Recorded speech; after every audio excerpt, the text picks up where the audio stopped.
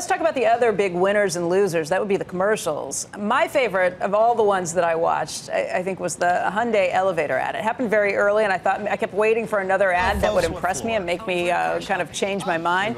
First of all, I love Jason Bateman, and the role that he played here was so good. You're getting in to buy a car, and he says, oh, we'll take you down basically to the 8th level of hell. You got to go through root canal, through jury duty. You've got to go through the talk with the sun that comes on. Vegan dinner party. Which was the level of hell just above. Oh, yeah, it was like sitting in a little seat. Middle seat. And you can relate to all of these things. And it's true. If you've ever gone to buy a car, it's awful. Can you just sell me a car and get me out of here in less than 2 days? It's the biggest reason that I never trade cars is I can't stand going in to buy a car. Then they say, oh, wait, we're buying a Hyundai. And so he takes them. He says, oh, we're going up for that. Takes them right back up to the top level that it's supposed to be easier to do it. So I thought it was funny and effective. Okay.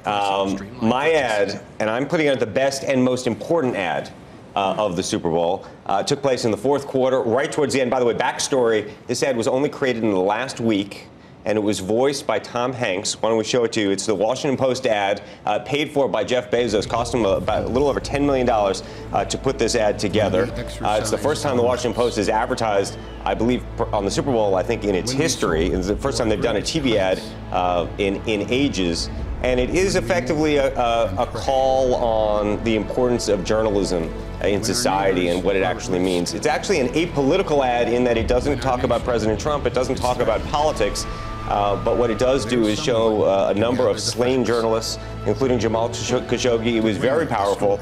Talks at the end with these great lines, knowing empowers us, knowing helps us decide, knowing keeps us free. I thought it was a very emotionally charged By the way, you'll notice advertisement. Not just talking about the Washington Post. They showed Brett Baer. They showed Anderson Cooper. I didn't see this ad. I was in bed by the time. I think that was very pointed, that they did that on purpose. So. Did you hear the backstory, though? I just was reading page 6 this morning. Apparently, that was supposed to be a Blue Origin ad, but Bezos pulled it because his girlfriend had been responsible for shooting a lot of it. So this came up in the final hour. That's when that's why this was done in like a week or two's time. I didn't know that either. I just read it this morning. But it's a pretty great ad. Tim Cook, by the way, was tweeting it out. I think there was a lot of support for the ad. Sure. And in an age, even though it wasn't political, in an age, it very much was political in that, in an age when I think journalism and news and the business that we provide every day is under fire, if you will. Maybe less so what we do, but a lot of what is done out there. I think it's great to have that message out there for sure. I think there was also a little bit of controversy around the ad in terms of internally at the Post. Yes. And well, they're like, hey, you're spending $10 million on this ad, where some of us, there are some pensions and there's use the $10 million on journalism on something else. Was it Washington Post money, or was it just money that Bezos himself put up? Well, it's all fungible now. The same. It's a private company. Yeah. So it's because he wrote it out of his pocket. I don't know where the money came from, but it's straight out. I mean, effectively the way and he's invested a lot in the paper too. We should say that, but I think that I think for a reporter to see that, you're like, wait. The point being that they've never invested in. Is like the Washington Post reporters who have been upset that the idea that they're not getting more of the win that's come back in from this. I mean, this guy saved that paper. Oh no, absolutely. There's no doubt, and he's invested a lot in the newsroom, hiring a lot more people. That's true. Yeah, absolutely. So, but I think it goes to the point Andrew was saying earlier, where this, we've never seen this before. We've never seen a news organization like that ever advertise in the Super Bowl to talk about media and journalism and use the importance of it.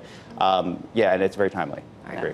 My pick is an ad that you did not see during the Super Bowl. This ad was actually rejected by CBS. It was an ad put together by Acreage Holdings, which is, of course, a cannabis company.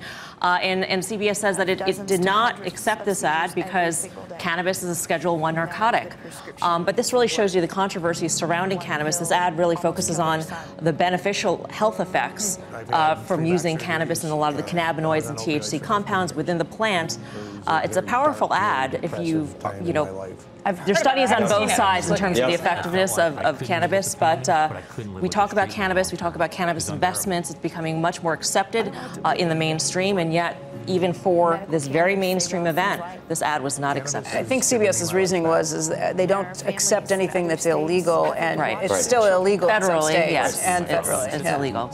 In most states. No, it's a huge look. We had Alex Berenson on the show a couple weeks ago, who took the opposite side of this, which was the dangers of it. Sure. And the issue is, it very well may be that it's helpful in certain circumstances, like the one demonstrated in the ad, and also has these other side effects, which is very true of a lot of drugs. Yeah. Sure, of course. Certain compounds are effective. Certain compounds have been studied more. Yeah. Certain drugs have gone through FDA approval, but medicinal cannabis, that has not gone through any FDA approval process. So that's a real question. And honestly, I think Berenson's point was not medicinal cannabis. No. It was recreational pot that he was talking about, too. It's all, because medicinal and recreational is very fluid. If you're taking it from It's very fluid. There's Very no fungible. dosage. Side effects. Right. There's no dose. It's not like a doctor has smoke one 7 joint jokes, in the morning and another at night. You know, it's like, go get it. Most of the medicinal stuff is actually in pill form, though, too. And that's where some of the FDA pushback has come from Scott Gottlieb, where he's talked about it. He's like, any delivery system that's going through the lungs, I can't agree with. But a lot of the medicinal stuff is in pill form at this point, too. And it seemed like that ad was trying to sort of shape that debate. Right. Yeah. And by the way, they saved themselves about $5.5 million by not having to actually run the ad, and they got more coverage for that ad than I think they may have gotten had people actually watched the Super Bowl ad that you didn't see. That's definitely a technique that's been a marketing tactic for years now. Good one. Yeah, it's a good one. It is. It works. Okay, so it works.